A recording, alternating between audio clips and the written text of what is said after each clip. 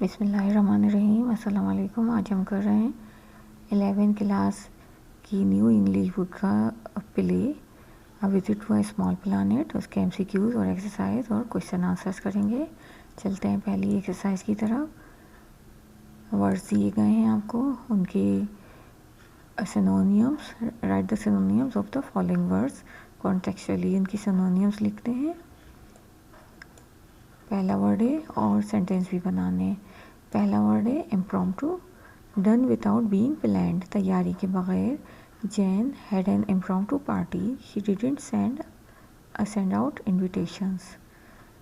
एक, तैयारी के बगैर पार्टी करिए तो इन्विटेशन भी नहीं भेजे हैं जैन ने। लुनेटिक, दीवाना या खपटी, mentally ill, he drives a car like a lunatic. Blazing, very hot, दहकता हुआ। Very few people were eating outside in the blazing sun. Giddy, चक्कर आना, dizzy. If you feel giddy, you must sit down for a while. Reconnoitring, make a military observation. जायज़ा लेना. On the border, he was reconnoitring the enemy position. Number 6 है disposition, an order or agreement, हुक्म या इंतज़ाम. The lawyer provided him the information about the final disposition of the case. Primitive, क़दीम या इब्तिदाई, early stage of development. क़दीम भी कहलाता है primitive या बिल्कुल इब्तिदाई, शुरू होती हुई. The museum has a collection of primitive weapons.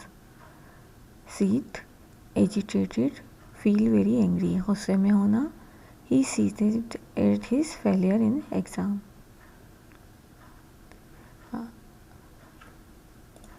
Unctuous, speak in a way that seems polite but that is unpleasant. गैर मुहज़्ज़ब अंदाज में बात करना, जो महसूस तो हो कि बहुत, यानी तंज़िया गुफ्तगू करना. ये unctuous कहलाता है कि ऊपर से तो मुहज़्ज़ब अंदाज में लेकिन तमीज़दार अंदाज में बेइज्जती करना. No one like his unctuous behavior. Fidgets, make small movement through impatience, बेकरार होना, इज़्तिराब में आना. I watched her fidget nervously with her fingers. Sordid, हक़ीर या नीच. While, if people learn of the politician's sordid past, they will not vote for him. Resonant, clear and loud, गूंजदार. The newscaster has a resonant voice. ये थी exercise 1. Exercise 2 करते हैं. Read the statement and encircle the correct option. Correct option को circle करना है. The play takes place in a small suburb in, a है Maryland, छोटे से मुज़ाफ़ाती इलाके मैरीलैंड में प्ले हुआ है ये. नंबर 2 है Spaulding dash flying object in space. Denies आएगा, उसने डिनाई किया था, मना किया था, कोई फ्लाइंग ऑब्जेक्ट नहीं है. नंबर 3 है Spalding criticises John for growing peanuts. वो जॉन पे क्रिटिसाइज़ कर रहा था, तनकीद कर रहा था कि वो पीनट उगाता है. नंबर 4 है Kreton appears to be in his 40s. अपनी वो 40s में लग रहा था उम्र के हिसाब से क्रेटन. नंबर 5 है the impression of क्रेटन on seeing the inside of the house was, तो बी है डिलाइटेड, खुश हुआ था, घर देख के अच्छा लगा था उसको. नंबर 6 है the spaceship landed in Mrs Spaulding's rose garden. A उनके रोज़ गार्डन में उतरी थी. नंबर 7 है Kreton said that the earthman were his hobby, उसकी हॉबी थे दुनिया के लोग. नंबर 8 है Kreton mistakenly thought that he had come to earth in the dash century, तो ये 18th सेंचुरी है. ये प्ले के बिल्कुल शुरू में ऊपर लिखा हुआ है कि 18th सेंचुरी है ये. वो ये समझा था कि ये 18th सेंचुरी में आया है. 9 है the first person who arrived to investigate the spaceship was, तो वो जनरल पावर्स है, ये आएगा. 10 है Kreton said people on his planet did not, ये डिड नॉट डाई, मरते नहीं थे उसके प्लानट पे लोग. 11 है Kreton's space ship was of dash shape, elliptical shape थी उसकी. नंबर 12 है John could not use the telephone because C है पावर्स डिक्लेयर्ड माशाल्लाह, क्योंकि जनरल पावर ने माशाल्लाह लगा दिया था, तो इसलिए वो फ़ोन यूज़ नहीं कर सकता था। 13 है General Powers was thinking about, तो ए है इसमें हिज प्रमोशन, वो अपने प्रमोशन के बारे में सोच रहा था। नंबर 14 है according to Kreton civilisation is just, B है इसका एट द बिगिनिंग, उसका ख्याल था कि अभी ये इंसान अपनी सिविलाइजेशन के बिल्कुल शुरुआत में है। नंबर 15 है the elements of science fiction in this passage are most pronounced in, a है क्रेटन्स सुपरनेचुरल एबिलिटीज़, उसकी साइंस फिक्शन की जो एलिमेंट है कैसे ज़ाहिर हुए थे, तो जब अपनी पावर्स यूज़ करता था उसे पता चलता था कि साइंस फिक्शन है। नंबर 16 है Kreton placed an invisible wall around his spaceship because the army was going to take it apart, army जो थी उसको तोड़ने वाली थी, बी आएगा। नंबर 17 है Powers accuse Kreton of coming to earth, Powers जो थे जनरल पावर ने क्रेटन पे क्या चीज़ का इल्ज़ाम लगाया था, तो ये डी आएगा, टू रिकॉनाइटर बिफोर एन इन्वेशन, उनका ख्याल था हमले से पहले जायज़ा लेने आया है ये। 18 है Kreton said John's thought about Ellen word, तो ये सी है पर्पल। 19 है Kreton considers human civilisation, B आएगा प्रिमिटिव, क़दीम समझते थे या बिल्कुल इब्तदाई दौर की। 20 है Kreton intends to take charge of, D आएगा वर्ल्ड, दुनिया का चार्ज संभालना चाहता था। एक्सरसाइज 5 है work in pairs and arrange the scramble events in the order of their occurrence in the play by giving the number, इन्होंने jumble sentence दिए हुए हैं और हमें बताना है कि कौन सा इवेंट पहले हुआ था। इवेंट्स दिए इन्होंने जंबल तौर पे और उनको हमें अरेंज करना है कि सबसे पहले क्या हुआ था। तो सबसे पहले हुआ था Spelding make a broadcast and denies any spaceship landing on earth, सबसे पहले मिस्टर स्पेल्डिंग जो थे उन्होंने डिनाई किया था, मना किया था कि अपनी ब्रॉडकास्ट कर रहे थे टीवी पे, और कहा था कोई स्पेसशिप नहीं आए उस पर आसमान पे नहीं दिखी है। नंबर 2 है जॉन स्पॉट्स अ स्पेसशिप, और उसके फ़ौरन बाद जॉन को एक स्पेसशिप दिखी। नंबर 3 है Kreton arise on the earth, Kreton ज़मीन पर आया था। नंबर 4 पे हुआ था general Powers come with his aide, general Powers अपने माविन के साथ आ गए थे। 5 पे हुआ था general Powers and क्रेटन have a conversation in the study, उसके बाद वो बातचीत करने स्टडी में गए थे। फिर aide stop Spelding from making a call, और जो माविन था जनरल पावर्स का उसने मिस्टर स्पेल्डिंग को कॉल करने से रोक दिया था। फिर Kreton reads the mind of General powers, क्रेटन ने जनरल पावर का माइंड पढ़ लिया था। और फिर Kreton reads the mind of John and Ellen, फिर उसे जॉन और एलन का दिमाग भी पढ़ा था। Kreton announces to take over the world, फिर उसने ज़मीन पे उसका चार्ज संभालने का ऐलान किया। और 10 पे है कि general Powers order to grab Kreton, उसके बाद जनरल पावर्स ने क्रेटन को गिरफ्तार करने का हुक्म दिया था। तो ये इस तरह अरेंज होगा। ये आगे चलते हैं क्वेश्चन आंसर्स की तरफ।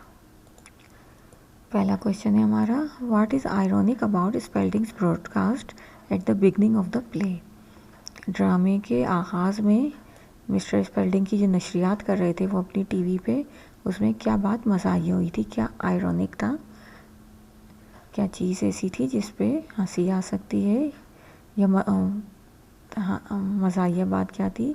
In his broadcast mister Spalding was announcing on television that UFOs does not exist, mister Spalding अपनी ब्रॉडकास्ट में ऐलान कर रहे थे कि UFO, ये जो अनआइडेंटिफाइंग फ्लाइंग ऑब्जेक्ट होती हैं उड़न तश्तरियाँ, वो होती ही नहीं है, उनका कोई वजूद नहीं। And that the things that people have seen in the sky is just a weather balloon और मेटेओर, और क्योंकि शुरू में बताया गया था कि लोगों ने कुछ चीज़ उड़ती हुई देखी थी आसमान पे, तो वो कह रहे थे कि लोगों ने जो कुछ भी आसमान पे देखा है वो या तो मौसम का हाल बताने वाला गुब्बारा है या फिर शहाब साक़िब है, मेटेओर है। He was quoting his friend general Powers, और उन्होंने जनरल पावर्स के अल्फाज दोहराए थे, who said that the flying object was nothing more than a meteor and that American would be the first to travel in space. तो उन्होंने general Powers के अल्फाज दोहराए जिन्होंने कहा था कि फ्लाइंग ऑब्जेक्ट जो उड़ने वाली चीज़ है वो कुछ भी नहीं है, बल्कि वो एक शहाब साक़िब है, और सबसे पहले जो खला में जो लोग जाएंगे, ट्रैवल करेंगे स्पेस में, वो अमेरिकन होंगे। इसलिए उनका ख्याल है कि दुनिया में कोई भी ऐसा नहीं, या आसमान में या कहीं कोई ऐसी वो नहीं है जो आसमान पे नज़र आए उड़न तश्तरी। But soon after the broadcast a spaceship landed near his home. लेकिन उनकी ब्रॉडकास्ट के फ़ौरन बाद ही एक जो स्पेसशिप थी, खलाई जहाज़ था, उनके घर के करीब उतर गया। तो ये चीज़ थी आयरॉनिक। क्वेश्चन 2 है, why is Spelding unhappy about the relationship between Ellen and John. तो वो क्यों मिस्टर स्पेल्डिंग अपनी बेटी और जॉन के दरमियान ताल्लुकात से नाखुश थे। Ellen was the daughter of mister Spelding and John was a farmer. Ellen like John and wanted to marry him, but mister Spelding was unhappy about the relationship. तो जो एलन जो थी मिस्टर स्पेल्डिंग की बेटी थी, और John एक उस इलाके का फार्मर था, किसान था, और एलन उसको पसंद करती थी, उससे शादी करना चाहती थी। लेकिन मिस्टर स्पेल्डिंग इनकी जो ताल्लुकात से उससे खुश नहीं थे। ही डिड नॉट लाइक जॉन, वो जॉन को पसंद नहीं करते थे, because of his lazy nature, क्योंकि वो सुस्त तबीयत था। ही thought that John was not a hard working and ambitious person. उनका ख्याल था कि जॉन मेहनती और हौसलामंद शख्स नहीं है, जो आगे बढ़ने का जिसमें जज्बा नहीं है। He wanted his daughter to marry a rich and ambitious man, और वो चाहते थे कि उनकी बेटी की शादी एक अमीर और हौसलामंद इंसान से हो, जो कि आगे बढ़ना चाहता हो, तरक्की करना चाहता हो। जबकि जॉन सिर्फ किसान, अपने इलाके में बस किसान रहना ही चाहता था। क्वेश्चन 3 है, why did Kreton want to visit earth. Kreton ज़मीन का दौरा क्यों करना चाहता था। Kreton wanted to visit earth to view the American Civil War. Kreton आया था, वो अमेरिका की खाना जंगी देखने आया था। खाना जंगी हुई थी 18 सेंचुरी में अमेरिका में। खाना जंगी यानी कि आपस में जो दो गिरोह मुल्क के अंदर ही जो लड़ाई शुरू कर देते हैं, तो वो लड़ाई देखने के लिए ज़मीन का दौरा करना चाहता था। सिविल वार होती है, तो वो देखने के लिए ज़मीन पे आना चाहता था। And he also intended to take charge of the entire world, और साथ ही वो पूरी दुनिया का इंतज़ाम भी अपने हाथ में संभालना चाहता था। He love to study human beings, और उसको इंसानों का मुताला पसंद था। And wanted to understand their traditions and attitudes, और उनकी रवायात और रवैयों को समझना चाहता था। क्वेश्चन 4 है, how is Kreton able to communicate with the people on earth. Kreton ज़मीन पर लोगों के साथ बातचीत के काबिल कैसे बना, कैसे था वो लोगों से कैसे बातचीत कर सकता था खला से आके। Kreton had the power to read people's mind. Kreton के पास लोगों के जहनों को पढ़ने की ताकत थी। He also had the extraordinary ability to learn all the languages on earth, और उसके पास ज़मीन की तमाम ज़बानें सीखने की गैर मामूली सलाहियत भी थी। Which is why he could communicate with people on earth easily, और इसीलिए वो ज़मीन पे मौजूद लोगों से आसानी से बातचीत कर सकता था। उसने बताया था कि लोगों के दिमाग पढ़ सकता है और सब सारी ज़बानें बोल सकता है, उनको दिमागों को पढ़ के, तो इसलिए आसानी से वो बातचीत कर सकता था। क्वेश्चन 5 है, describe the reaction of different characters through Kreton's visit. Kreton ने ज़मीन पे आया तो उसका जो विज़िट था उसके बारे में मुख्तलिफ जो किरदार थे उनका रद्द-ए-अमल क्या था। तो मिस्टर स्पेल्डिंग जो थे, he was excited about the visit, बहुत पुरजोश थे। He wanted Kreton to stay there, वो चाहते थे क्रेटन वहीं रुके, वो चाहते थे ज़मीन पर ठहरे Kreton. And he was thinking of interviewing Kreton to raise his status as a journalist, क्योंकि वो चाहते थे कि जर्नलिस्ट की हैसियत से, वो टीवी एंकर थे और जर्नलिस्ट थे, तो वो चाहते थे कि उनका स्टेटस ज़्यादा रुतबा बुलंद हो कि एक एलियन का इंटरव्यू किया इन्होंने तो वो मशहूर हो जाए। जैसे आजकल के जो OTV एंकर होते हैं उसी तरह वो भी थे उस वक्त भी कि मशहूर होना चाह रहे थे। फिर है Mrs Spalding. At first she was afraid of Kreton, पहले तो वो डर गई थी क्रेटन से, but as soon as she met him, लेकिन जैसे ही मिली हर फियर वाज गॉन, उनका डर ख़त्म हो गया। He treats him politely and greets him in a very pleasant way, उन्होंने उसे बहुत नरमी से मुलाकात की और उसे बहुत अच्छे तरीके से उनको ग्रीट किया, वेलकम किया उसको। He just want Kreton to remove his spaceship from her garden, बस वो सारे प्ले में ये चाहती थी कि जो क्रेटन है उनके गार्डन से अपनी स्पेसशिप हटा दे। वो उनके रोज़ गार्डन में आके स्पेसशिप उससे उतार ली थी, तो वो ये चाहती थी कि वो अपनी स्पेसशिप हटा ले। General powers, he is afraid of क्रेटन, एक वो तो डरता था, जनरल पावर जो थे वो क्रेटन से डर रहे थे। He considers him a spy from an alien race and tries to capture him, वो उसे एक एलियन जो थे उनका स्पाई समझ रहे थे, जासूस समझ रहे थे, और वो सोच रहे थे कि शायद ये हमला करना चाहते हैं दुनिया पर, हमले के लिए आया है पहले से ही जायज़ा लेने, तो इसलिए वो उसको पकड़ना चाहते थे। जॉन है, he was very excited and he stayed calm at the landing of the spaceship and welcome Kreton. John जो था बहुत एक्साइटेड था, वो भी बहुत पुरजोश था स्पेसशिप देख के, और बहुत पुरसुकून रहा था जब स्पेसशिप उतरी थी, और उसी ने क्रेटन को वेलकम किया था, खुशामदीद कहा था ज़मीन पर। Ellen, she was curious about Kreton's visit, वो बहुत ज़्यादा जानना चाहती थी, क्यूरियस थी, उसको तजस्सुस था कि ये क्यों विज़िट किया इसने, क्यों आया ज़मीन पे। She thinks that Kreton is a wonderful person, लेकिन फिर भी उसका ख्याल था कि क्रेटन एक बहुत अच्छा इंसान है, उसके ख्याल में वो शानदार समझती थी उसको। क्वेश्चन 6 है, why is General Powers paranoid about Kreton's visit. General Power जो थे क्रेटन के दौरे के बारे में मशकूक क्यों गए थे, पागलपन की हद तक, पैरानॉइड हो गए का मतलब है पागलपन की हद तक उसके विज़िट के बारे में परेशान हो गए थे। General Powers was paranoid about Kreton's visit because he doubted, वो इसलिए पैरानॉइड हो गए थे, बहुत ज़्यादा पागलपन की हद तक मशकूक हो गए थे, क्योंकि उन्हें शक था that Kreton is a spy sent there by some alien race to invade earth, क्योंकि उनका ख्याल था कि क्रेटन जो है एक जासूस है और उसे किसी अजनबी नस्ल ने, एलियन रेस ने उसे ज़मीन पर भेजा है हमला करने के लिए या कब्ज़ा करने के लिए। क्वेश्चन 7 है, what restrictions are imposed on Spalding family. Mr Spalding की फैमिली पे कौन सी पाबंदियाँ आयद हुई थी। First, General Powers imposed martial law, पहले तो जनरल पावर्स ने मार्शल लॉ लगा दिया था, and then banned the Spalding family from using the phone, उसके बाद फ़ोन इस्तेमाल करने में पाबंदी लगा दी, and going anywhere without permission, और बग़ैर कहीं इजाज़त के आने जाने पे भी पाबंदी लगा दी थी। क्वेश्चन 8 है, what extra ordinary powers does क्रेटन possess and how does he exhibit these powers. क्रेटन के पास कौन सी गैर मामूली ताकत थी और इन ताकतों को उसने कैसे जाहिर किया था।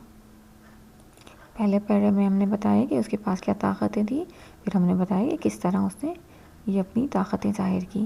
तो क्रेटन was incredibly advance in science and technology, तो वो नाकाबिल यकीन हद तक तरक्की याफ्ता था साइंस और टेक्नोलॉजी में। He could read the minds of the people and control their thoughts and emotion, एक तो वो लोगों के जहन भी पढ़ सकता था और उनकी सोचों और जज्बात को कंट्रोल भी कर सकता था। He had come to earth in a spaceship without instruments, और वो एक ऐसी स्पेसशिप में आया था जिसमें कोई आलात ही नहीं थे अंदर। He knew all the languages of the world, उसको दुनिया की तमाम ज़बानें भी आती थी, एंड ही वाज इमॉर्टल, और वो लाफानी था या कभी मरता नहीं था। उसने किस तरह अपनी सलाहियतें दिखाई थी। He shows his extraordinary powers in various way, उसने मुख्तलिफ़ तरीक़े से अपनी पावर ज़ाहिर की थी। When General Powers wanted to take a apart his spaceship, जब जनरल पावर ने उसकी स्पेसशिप को उसको तोड़ना चाहा, he created a shield around it, तो उसने एक शील्ड उसके गिर्द बना दी। And when General Powers and Ed try to capture him, और जनरल पावर और उनके मावेन ने जब उसे पकड़ना चाहा, he raised an invisible wall around himself, तो उसने एक गैर मरई जो दीवार थी, नज़र नहीं आने वाली दीवार अपने गिर्द बना ली। Disabling them from touching him, उनको अपने आप को छूने नहीं दिया, जिससे वो उसको छूने से माजूर हो गए। क्वेश्चन 9 है, why does Spalding want Kreton to stay, Mr Spalding क्यों चाहते थे कि क्रेटन वहीं पर ज़मीन पर रुके। Spalding wanted Kreton to stay so he could interview him and become famous, वो चाहते थे कि वो क्रेटन का इंटरव्यू करें और मशहूर हो जाए, raising his status as a journalist, और सहाफ़ी के तौर पे उनका रुतबा बढ़ सके। क्वेश्चन 10 है, why did Kreton's friend consider him perverse, Kreton के जो दोस्त है उसे कमअक्ल या फिर गुमराह या कचफाम, वो कमअक्ल ही होता है, क्यों समझते थे। No one Kreton's planet was interested in the earth, Kreton के प्लैनेट पे कोई भी दुनिया में दिलचस्पी नहीं रखता था। दे considered him परवर्स because he was interested in earth primitive society, वो इसको इसलिए बेवकूफ़ या गुमराह समझते थे, अहमक समझते थे कि वो ज़मीन की बिल्कुल क़दीम तहज़ीब में दिलचस्पी रखता था, और उन लोगों के ख़्याल में वो इतनी आगे चले गए थे तहज़ीब में, तरक्की में, कि उनको लगता था कि किसी पुराने ज़माने की चीज़ में क्यों दिलचस्पी रखें, तो वो इसको इसलिए बेवकूफ़ समझते थे कि ये ज़मीन में दिलचस्पी लेता था। क्वेश्चन 8 है, how does Kreton reveal that he does not have any favourable views of earthling, Kreton ने कैसे जाहिर किया कि उसका ज़मीन वालों के बारे में कोई मज़बूत नज़रिया नहीं है, यानी कि वो कोई अच्छा नहीं समझता, दुनिया वालों को बेहतर नहीं समझता। Kreton revealed that he did not have any favourable views of earthling, Kreton ने इंकशाफ किया कि उसके पास ज़मीन वालों के लिए कोई मज़बूत नज़रिया नहीं है। He said that humans are very weak, उसका ख्याल था, उसने कहा कि इंसान, एक तो पहली बात की कि बहुत ही कमज़ोर हैं, they have to die one day, और वो एक दिन मर भी जाते हैं, जबकि क्रेटन के जो सैयारे के लोग थे मरते नहीं थे, तो उसके ख्याल में ऐसे लोग जो मर जाते हैं बहुत वीक होते हैं। And they have no control over time, और ना वो वक्त पर उनका कोई काबू था, ना इख्तियार था वक्त पर। He called the humans poor fragile butterflies, और वो उसने इंसानों को वो कहा था कि ये तो नाजुक तितलियां हैं। And he declared that he would take charge of the whole world, और उसने कहा कि वो पूरी दुनिया की जिम्मेदारी खुद संभालेगा, क्योंकि उसका ख्याल था कि दुनिया वाले कोई ऐसे नहीं है कि वो दुनिया को संभाल सके, तो इसलिए उसने लोगों की बुराई की, दुनिया वालों की, उनको कमज़ोर कहा और कहा कि वो खुद ही ज़मीन का इंतज़ाम संभाल लेगा। क्वेश्चन 12 है, how does Kreton foil General Powers attempt to confine him, Kreton ने जनरल पावर्स की जो उसे कैद करने की कोशिश की थी उसे कैसे नाकाम बना दिया। When General Powers attempted to confine him he raised an invisible wall around him and disabled general to touch him, जब जनरल पावर्स ने उसे कैद करने की कोशिश की, पकड़ने की कोशिश की, तो उसने अपने गिर्द एक गैर मरई ना दिखने वाली दीवार खड़ी कर ली और जनरल पावर को अपने आप को छूने से रोक दिया, पकड़ने से रोक दिया, जनरल पावर्स उसे गिरफ्तार नहीं कर सके। Who is aide, what is his role in the play, aide या मावन कौन है और उसका ड्रामे में किरदार क्या है। The aide was the assistant of General Powers, aide जो था जनरल पावर्स का माविन था। His duty was to act according to the general's order, उसका काम था कि जनरल के हुक्म के मुताबिक काम करे, उनके हुक्म पे अमल करे। और जनरल पावर्स ऑर्डर, उसने जनरल पावर के हुक्म पर ही इंस्पेक्टेड द स्पेसशिप, उसने स्पेसशिप का मायना किया and stopped everyone from using the phone, और लोगों को फ़ोन यूज़ करने से रोक दिया, और लिविंग द हाउस, और घर से बाहर जाने से भी रोक दिया। He also made a failed attempt to arrest Kreton, और उसने क्रेटन को गिरफ्तार करने की नाकाम कोशिश भी की। ये इसका किरदार था। सिर्फ जनरल पावर्स का कहना मानना उसका काम था और वही उसने प्ले में किया। क्वेश्चन 4 है, how did Ed describe Kreton's spaceship? Ed ने क्रेटन के खलाई जहाज का नक्शा कैसा खींचा? He describes the spaceship is elliptical with a 14 foot diameter. उसने बताया कि स्पेसशिप जो है बेदवी शक्ल की, जिसे अंडे की शक्ल की है, और उसका जो कतर है या उसकी जो भी उसका जितनी बड़ी है वो 14 फुट की बड़ी, इतनी बड़ी है। Made of an unknown shining metal, और एक चमकदार नामालूम चमकदार धात से बनी है। And having nothing inside it, और उसके अंदर कुछ भी चीज़, कोई भी चीज़ नहीं है। क्वेश्चन 5 है, describe the main comic incident of the play? ड्रामे का जो अहम मज़ाहिया वाक़या क्या है वो पूछ रहे हैं। The main comic incident of the play is Kreton's arrival on earth. जो कॉमिकल जो मज़ाहिया वाक़या जो है वो है क्रेटन की ज़मीन पर आमद।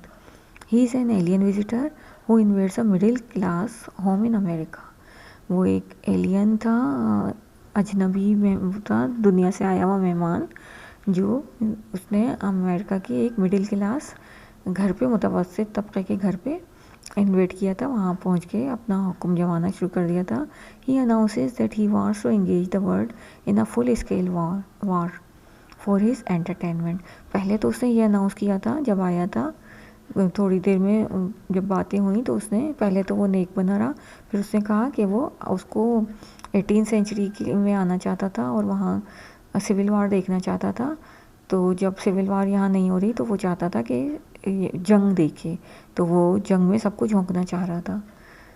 And the character respond to this threat in different ways that reveal their ideals. तो जब उसने ये धमकी दी या ऐलान किया तो लोगों ने जो रद्द-ए-अमल पेश किया उसकी धमकी के नज़र में, धमकी के बाद, तो उससे लोगों के जो आइडियाज़ और ख़यालात ज़ाहिर हुए। तो वो इस प्ले के कॉमिक इंसिडेंट है। जब उसने धमकी का ये ऐलान किया दुनिया पे कब्ज़े का, पहले जंग का, इसका उसका, तो सब लोग ऐसे थे कि किसी को दुनिया की परवाह नहीं थी, सबको अपनी अपनी परवाह थी। मिस्टर जो स्पेल्डिंग थे उनको सिर्फ इंटरव्यू लेना था, मशहूर होना था। मिसेस स्पेल्डिंग को सिर्फ रोज़ गार्डन अपना खाली करवाना था, और एलन और जॉन अपने कामों में लगे थे कि हमारी शादी हो जाए, और जो जनरल पावर्स वो सिर्फ तरक्की चाहते थे। तो किसी को परवाह नहीं थी कि हो क्या रहा है। तो ये इसका मज़ाहिया वाक़या जो भी था ये था। क्वेश्चन 16 है, how is media depicted in the play? खेल में मीडिया को कैसा दिखाया गया है? Media is depicted in the play like it is a business. ऐसा दिखाया गया जैसे कि कारोबार हो ये, और आज भी इसी तरह चल रहा है कारोबारी तरीके से। And its primary motives are profit, reputation and fame. और उसका जो बुनियादी मकसद था मीडिया का, मुनाफा था कि पैसा हासिल हो, रेपुटेशन मिले, साख हो, और शोहरत हासिल हो। The play also shows the rising importance and influence of television in American life. और इस ड्रामे में अमेरिकी ज़िंदगी में टेलीविज़न की बढ़ती हुई अहमियत और असर को भी दिखाया गया था। उस ज़माने में शायद टेलीविज़न नया था, तो या फिर वो जिस तरह पहले पाकिस्तान में होता था उस तरह के बहुत ज़्यादा अहमियत थी टेलीविज़न की। तो एक चैनल होता था, तो इसी तरह वहाँ भी बहुत ज़्यादा इसकी अहमियत दिखाई गई है कि लोग उस पर किस तरह यकीन करते थे उनकी बातों पे, और उसकी बहुत ज़्यादा अहमियत थी। और टेलीविज़न जो मीडिया था उसका काम क्या था, वो सिर्फ मुनाफा कमाना चाहता था और शोहरत में अपने इजाफा करना चाहता था। क्वेश्चन 17 है, the play is a satire on American society discuss. ये ड्रामा जो है ये अमेरिकी माशरे पे एक तंज़ है, तो इस पर बहस करनी है कि ये इसमें किस तरह माशरे पे तंज़ किया जा रहा है। The writer is famous for his criticism of modern society. जो राइटर हैं, मुसन्निफ़ हैं, जदीद माशरे पे अपनी तनक़ीद के लिए मशहूर हैं। Visit to a small planet is a play intended to satirize 20th century American society. तो ये जो visit to a small planet है, इसका मकसद ही 20वीं सदी के जो अमेरिकी माशरे पे तंज़ करना है। The writer illustrates the foolishness of American people by showing their behavior through the eyes of an alien। तो मुसन्निफ़ ने अमेरिकी अवाम की बेवकूफ़ी और उनकी जो रवैया था उसको एक एलियन की नज़र से दिखाया था। All the characters in the story were self centre. जो तमाम लोग जो थे, जो कैरेक्टर थे स्टोरी में, सब खुदगर्ज़ थे, सिर्फ अपने बारे में सोचते थे सब। The writer believes that the people of the society are just in the beginning stage of civilization. और राइटर का ख्याल है कि जो सिविलाइजेशन है वो बिल्कुल इब्तदाई मराहिल पे है, यानी हम लोग मुहासिब नहीं हुए उनके ख्याल में, और सिर्फ अभी कोशिश ही कर रहे हैं। तो वही चीज़ उन्होंने अपने प्ले में बताई थी। And the society is hollow from within. और जो सोसाइटी खोखली है अंदर से। He thinks that people who are violent, irrational, selfish and self-centered cannot be called cultured and civilized in the true sense।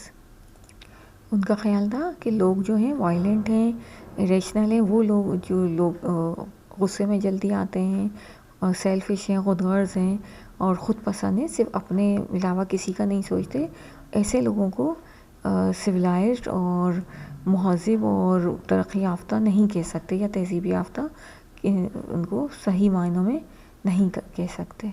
तो ये उन्होंने अमेरिकन सोसाइटी पे तनक़ीद की थी, उन पे तंज़ किया था लोगों पर और उनकी सोसाइटी पे कि गैर महज़िब हैं, तहज़ीब याफ्ता नहीं है बिल्कुल भी, और सेल्फ सेंटर और सेल्फिश वग़ैरह हैं।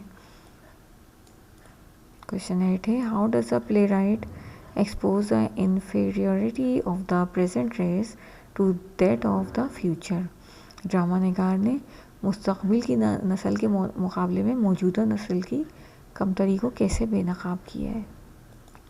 मुस्तक़बिल की नस्ल जो उन्होंने बताई वो क्रेटन की बताई कि मुस्तक़बिल में ऐसे होंगे लोग, और मौजूदा दौर को जो है कमतर दिखाया अपने ड्रामे में, अपने प्ले में। The playwright expose the weakness of the present race by comparing them with an imaginary race.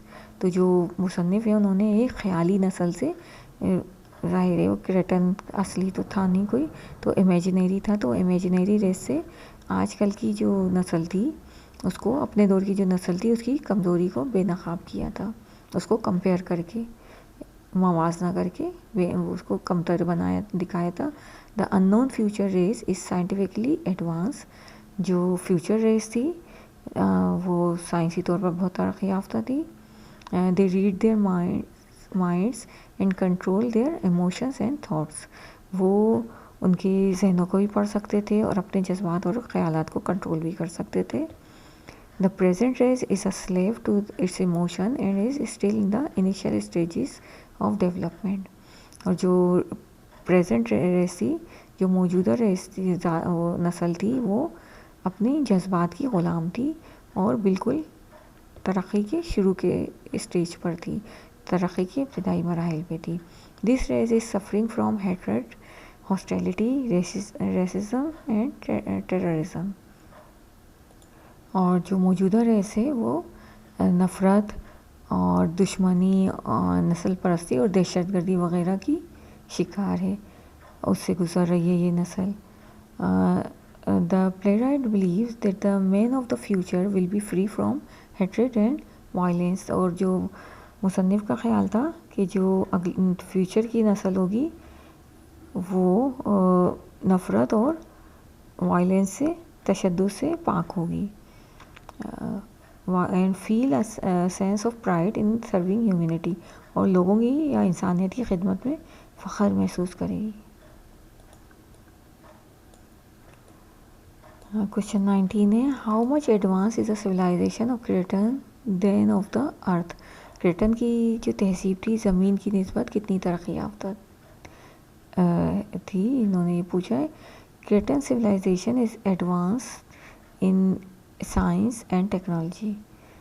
जो क्रेटन की नस्ल थी वो साइंस और टेक्नोलॉजी में बहुत एडवांस थी। They can control their thoughts and emotion. वो अपनी सोचें और जज्बात को काबू में रख सकते थे। They can read minds, build an invisible wall. और वो लोगों के दिमाग पढ़ सकते थे, अपने गिर्द एक ना दिखने वाली दीवार बना सकते थे, and travel in a spaceship without instrument, और बग़ैर आलात के खलाई जहाज़ में सफ़र कर सकते थे। They can speak all the languages of the world, और वो दुनिया की तमाम ज़बानें बोल सकते थे। दे हैव कॉन्कर्ड डेथ, वो मौत पर भी फतह पा चुके थे, and they do not die, तो और वो मरते भी नहीं थे। They are also civilized and friendly, वो महज़िब भी थे और दोस्ताना भी थे, मिलनसार थे। But human beings are violent and they are not that advance in science and technology, और जो इंसान थे वो वायलेंट थे, तशद्दुद पसंद थे, लड़ाका थे, एक दूसरे से लड़ाई भिड़ाई करते रहते थे, और साइंस और टेक्नोलॉजी में इतने तरक्की याफ्ता नहीं थे। They are more emotional and they are at the beginning of their civilization, और वो बहुत ज़्यादा जज्बाती थे, मामूली बातों पे या तो गुस्से में आ जाते हैं या फिर रोने धोने लगते हैं। And they are at the beginning of their civilization, और अपनी तहजीब के बिल्कुल इब्तदाई हिस्से में थे, आगाज़ में थे। क्वेश्चन 20 है, describe the arrival of the flying saucer in your own words, जो उड़न तश्तरी आई थी उसकी आमद को अपने अल्फाज में बताना है। मैनी पीपल सा strange object flying the sky, बहुत से लोगों ने एक उड़ने वाली चीज़ अजीब सी देखी आसमान पे। देर वर अ लॉट ऑफ र्यूमर्स, बहुत ज़्यादा वहाँ अफवाहें उड़ रही थी अबाउट दिस ऑब्जेक्ट, इस चीज़ के बारे में। Some people believed it was a meteor, लोगों का कुछ का ख्याल था कि शहाब से साकिब सितारा है कोई, अ वेदर बलून या वेदर बलून है, और एन ऑप्टिकल इल्यूजन, या फिर बस एक नज़र का वहम है। सम कंसिडर्ड इट अ स्पेसशिप, कुछ लोगों ने इसको स्पेसशिप भी कहा कि खलाई जहाज़ है। These rumours ended as the spaceship appeared near Spalding's house, और उस वक्त ये अफवाहें दम तोड़ गई, उस वक्त ख़त्म हो गई अफवाहें जब एक खलाई जहाज़ मिस्टर स्पेल्डिंग के घर के पास आके उतरा। John was the first to announce that an object was about to land, John था जो सबसे पहले उसने ऐलान किया कि एक फ्लाइंग ऑब्जेक्ट है, एक अजीब व गरीब चीज़ है जो लैंड कर रही है। The strange spaceship was small, had an elliptical shape and was made up of some shining metal, जो स्ट्रेंज अजीब सी स्पेसशिप थी, खलाई जहाज़ था, वो बहुत छोटी थी और बेदवी शक्ल की थी, अंडे जैसी शक्ल की थी, और किसी चमकदार धात से बनी हुई थी। When this spaceship landed in Mrs Spalding's rose garden, जब ये स्पेसशिप मिसिस स्पेल्टिंग के रोज़ गार्डन में उतरी, उनके गुलाबों के बाग में उतरी, Mr Spalding wanted to leave the place, Mr Spalding तो वहाँ से भागना चाहते थे, वहाँ से निकल जाएं, but Mrs Spalding suggested taking shelter in the basement, और लेकिन मिसिस स्पेल्टिंग ने कहा कि हमें बेसमेंट में छुपना चाहिए। Ellen was worried about John, और एलन जो थी वो उस जॉन के लिए परेशान थी। वॉज नियर द स्पेसशिप, जो कि स्पेसशिप के बिल्कुल करीब था। The tension decreased when the visitor came out of the spaceship, और जो टेंशन था, सारा परेशानी उस वक्त ख़त्म हुई जब एक जो सयाह था या मेहमान था स्पेसशिप से बाहर आता है, and look like an ordinary man, और एक बिल्कुल आम इंसान की तरह दिखाई दे रहा था। तो सारा जो खौफ या परेशानी थी सब ख़त्म हो गई। क्वेश्चन 21 है, why can the people of the earth not compete with the people of Kreton, ज़मीन के लोग क्रेटन के लोगों का मुकाबला क्यों नहीं कर सकते थे। The people of earth can not compete with the people of Kreton because they are not that advance in science and technology, इसलिए नहीं कर सकते थे मुकाबला क्योंकि साइंस और टेक्नोलॉजी में इतने आगे नहीं बढ़े थे, एंड इंटेलिजेंस और जहानत में भी इतने तेज़ नहीं थे, इतने तरक्की याफ्ता नहीं थे। दे आर मोर इमोशनल, और बहुत ज़्यादा जज्बाती थे, एंड वायलेंट, और तशद्दुद पसंद थे, या लड़ाई ज़्यादा पसंद करते थे, जैसे जंगें जो बहुत होती हैं। उस वायलेंट का मतलब इसमें यह हो रहा है कि जंगें या आपस में एक दूसरे से लड़ते थे। And they are at the beginning of their civilization, और अपनी तहजीब के बिल्कुल आगाज़ में थे, जबकि जो क्रेटन की जो नस्ल थी वो बहुत ज़्यादा तरक्की कर चुकी थी और बहुत आगे बढ़ चुकी थी तहजीब में अपनी। अब ये क्वेश्चन 22 है, what type of life do you foresee in the year 5000, उन्होंने पूछा है ये ना 5000 साल 5000 में उनके ख़्याल में वो पूछ रहे हैं कि आपके ख़्याल में दुनिया कैसी होगी, कैसी आप देख रहे हैं। तो I think in the year 5000 a nuclear war will destroy the world. मेरे ख़्याल में 5000 सन 5000 में दुनिया डिस्ट्रॉय हो चुकी होगी न्यूक्लियर वार की वजह से। We will run out of food, और खाना पीना बहुत कम हो चुका होगा। एंड एआई और robots will take over the earth and kill humans.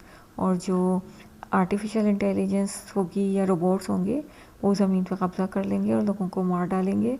Some people will survive, कुछ ही लोग बचेंगे। They will leave earth and move to some other planet, तो वो दुनिया को छोड़ के किसी और प्लैनेट पे बसना चाहेंगे और चले जाएंगे। या फिर ये लिख सकते हैं we are messing up the climate, हम बहुत ज़्यादा आबो हवा से जो छेड़छाड़ कर रहे हैं, आबो हवा को तबाह कर रहे हैं। So maybe some very large asteroid और some very dangerous virus completely kill most humans.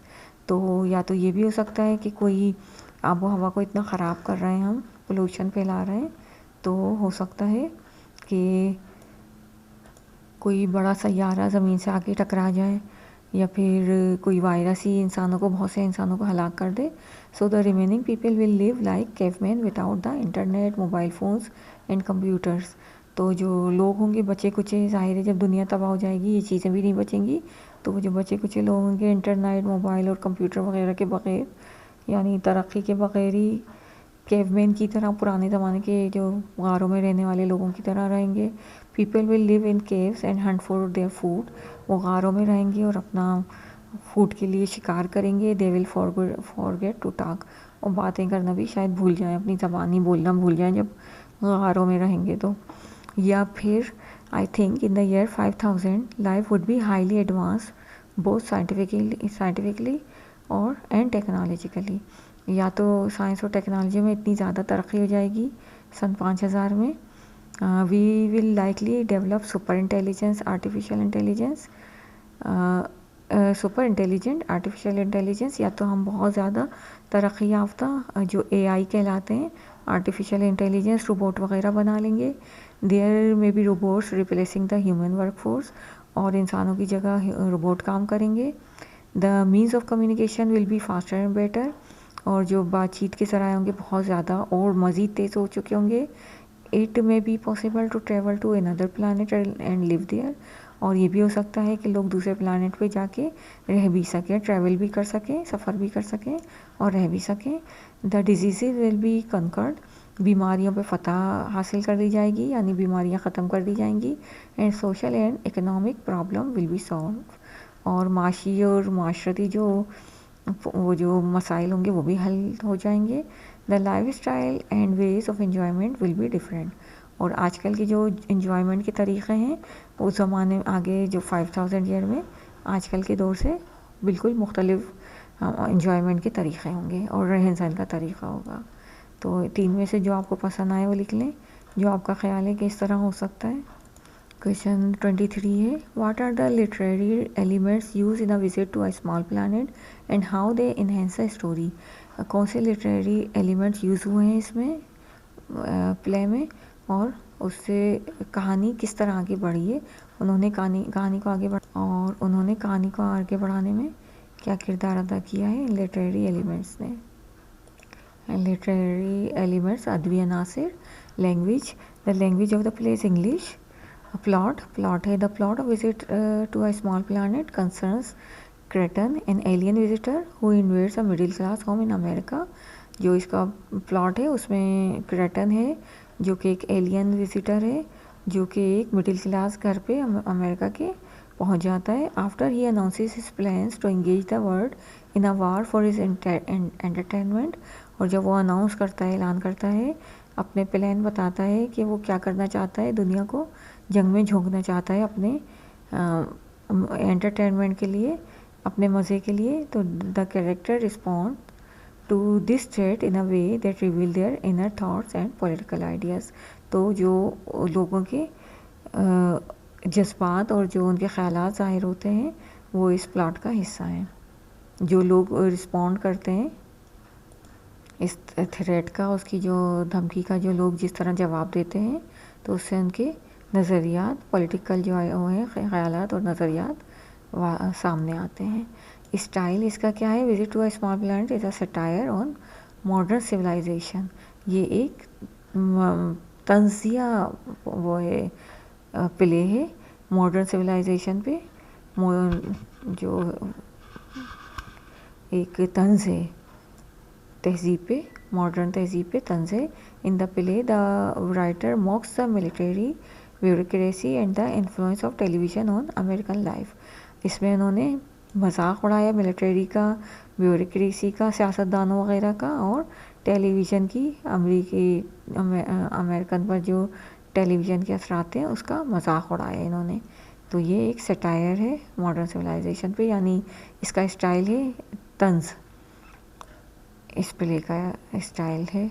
और सेटिंग जो है, the play takes place in the modest middle class home of mister Spalding in the American town of Maryland. तो ये setting कहाँ हुई है इसकी? एक इलाक़े टाउन है अमेरिका का टाउन मैरीलैंड में, उसमें भी मिस्टर स्पेल्डिंग का एक मुतवस्सित तबके का एक घर, उसके अंदर पूरा प्ले हुआ है। ये थीम है, इसके थीम है पॉलिटिक्स है, सियासत है, मॉडर्न सिविलाइजेशन है, and the culture of the United State are the themes of the play. Themes बहुत सारे हैं, इनमें से चंद थीम्स हमने लिखे हैं। तो ये थीम्स हैं इसके। और कॉन्फ्लिक्ट है, क्या इसमें झगड़ा है, क्या मसला है इस प्ले में? Kreton the alien wants to engage the world in a full scale war for his entertainment. Kreton जो है वो पूरी दुनिया पे कोई जंग में झोंकना चाहता है अपने मज़े के लिए, and wants to take charge of the world, और दुनिया पे कब्जा करना चाहता है। General Powers wants to stop him, और जनरल पावर्स उसे रोकना चाहता है। ये इसमें तनाज़ा है प्ले में। फिर हैं characters. The central character of the play is the visitor क्रेटन। तो जो सेंट्रल जो वो है कैरेक्टर है वो है क्रेटन है। जनरल पावर्स हैं and Mr Spalding are also vital character. तो ये तीन जो कैरेक्टर हैं ये तो बिल्कुल मेन है।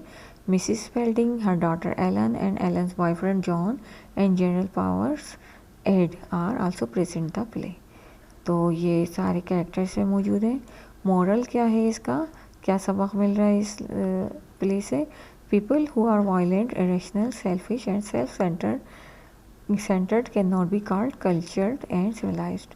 तो लोग जो कि वायलेंट हैं, तशद्दुद पसंद हैं, नामाकूल हैं, सेल्फिश हैं, खुदगर्ज़ हैं और ख़ुद पसंद हैं, बस अपने अलावा किसी के बारे में नहीं सोचते, ऐसे लोगों को तहज़ीबी याफ्ता या मुहज़्ज़िब नहीं कह सकते। तो इसने स्टोरी को कैसे बढ़ाया है इन चीज़ों ने? The play is a classic science fiction comedy. ये प्ले जो है साइंस फिक्शन कॉमेडी है। The author use literary elements in the play and made the story more exciting. उसने ये अदबी अनासिर यूज़ करके कहानी को बहुत ज़्यादा एक्साइटिंग कर दिया है, थॉट प्रोवोकिंग एंड एंटरटेनिंग। तो उन्होंने फ़िक्र अंगेज़ भी बनाया है और तफरीही भी बनाया ड्रामे को, प्ले को। The plot has a depth that hooks readers and keeps them invested in the play. और प्लॉट में जो है गहराई भी है जो रीडर्स को अपनी तरफ मुतवज्जा रखती है, और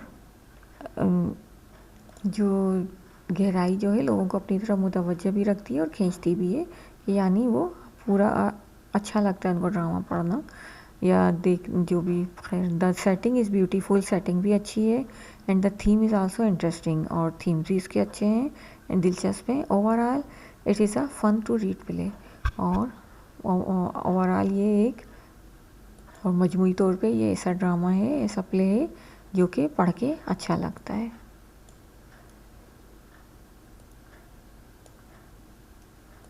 ये था क्वेश्चन 23। अब लास्ट क्वेश्चन है 24। Who is your favourite character in this play and why? Favourite character आपका कौन सा है और क्यों है? My favourite character in this play is Kreton. तो मेरा जो फेवरेट कैरेक्टर है वो क्रेटन है, because he is like a super hero, क्योंकि वो एक सुपर हीरो की तरह है। Through the powers of his mind he can read the thoughts of others. अपने दिमाग की ताकत के ज़रिए वो लोगों की ख़यालात पढ़ लेता है। He can create invisible force field, वो अपने इर्द गिर्द एक इनविजिबल वॉल बना सकता है। And cast object to levitate, और चीज़ें भी हिला जुला सकता है, उड़ा सकता है। He is incredibly advance in science and technology, और वो बहुत ज़्यादा साइंस और टेक्नोलॉजी में नाकाबिल यकीन हद तक तरक्की याफ्ता है। He knew all the languages of the world, और उसे दुनिया की तमाम ज़बानें आती हैं। एंड ही वाज इमॉर्टल, और वो मरता भी नहीं है, लाफानी है। तो इस वजह से ये मेरा फेवरेट कैरेक्टर है। ये थे क्वेश्चन आंसर्स, पूरे इसके क्वेश्चन आंसर्स हुए। उम्मीद है आपको प्ले समझ आ गया होगा। वीडियो पसंद आई हो तो लाइक करें, शेयर करें और चैनल को सब्सक्राइब करें। Thank you for watching. अल्लाह हाफिज़।